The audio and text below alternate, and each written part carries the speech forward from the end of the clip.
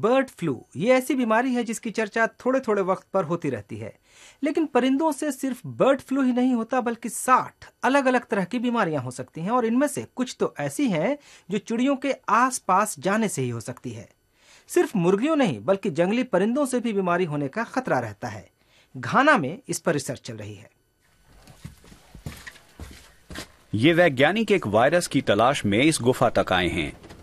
घाना की ये गुफा चमगादड़ों का अड्डा है। जर्मन वैज्ञानिक स्टेफान क्लोजे साल भर से चमगादड़ों की जांच कर रहे हैं।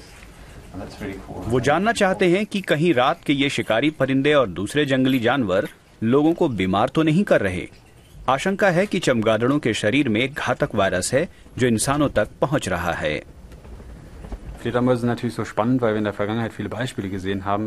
चमगादड़ स्वाभाविक रूप से इतने दिलचस्प इसलिए हैं कि हमने अतीत में कई उदाहरण देखे हैं जिनमें उनके जरिए भी इंसानों तक बीमारी पहुंची है, और ये समझना बेहद दिलचस्प होगा कि ऐसी चीज कैसे होती है ताकि उसकी रोकथाम हो सके।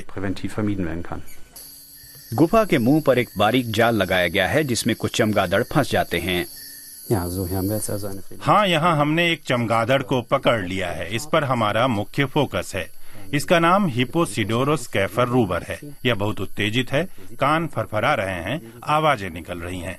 ये परिंदा बहुत कम देख सकता है क्योंकि मेरे सिर पर लाइट है, और अब इसे पैकेट में बंद कर देते हैं। एक ही रात में करीब 100 से ज्यादा चमगादड़ पकड़े गए। आजाद होने के लिए काटने की कोशिश करते इस चमगादड़ की लार निकल रही है। ये रिसर्च के लिए अहम है।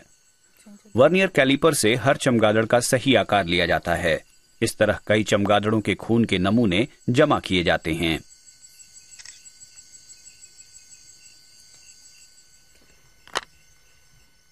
कंप्यूटर पर नमूनों का विश्लेषण करने पर एक घातक विषाणु का पता चला है। जर्मनी और घाना के रिसर्चरों को इबोला वायरस या सार्स वायरस के सबूत मिले हैं। ये इंसान के लिए हानिकारक नहीं है, लेकिन शक्तिशाली होने पर ये हमारे लिए जानलेवा हो सकते हैं। जैसे कि स्पेनी वायरस ने दक्षिण अमेरिका में सब कुछ नष्ट कर दिया, उसी तरह सार्स और इबोला ने हमारे यहाँ तबाही मचाई।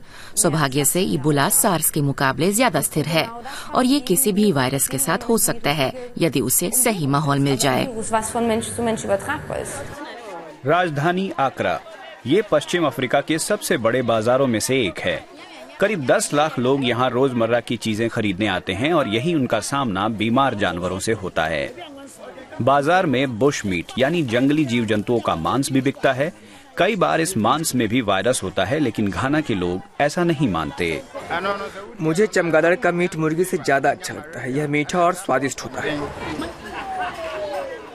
लेकिन ये आदत बदलनी होगी। वाइल्ड लाइफ रिसर्च के प्रोफेसर सैमुअल ओपांग लोगों को जंगली जीव जंतुओं का मांस खाने से होने वाले खतरे से आगाह कर रहे हैं।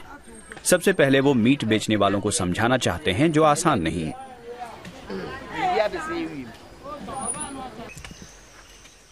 वहीं जंगल में वैज्ञानिकों की टीम एक के बाद एक कई जीवों के खून और लार के नमूने ले रही है। अभी 100 से ज्यादा नमूने लिए जाने हैं। इसके लिए उन्हें घाना का चप्पा चप्पा छानना होगा।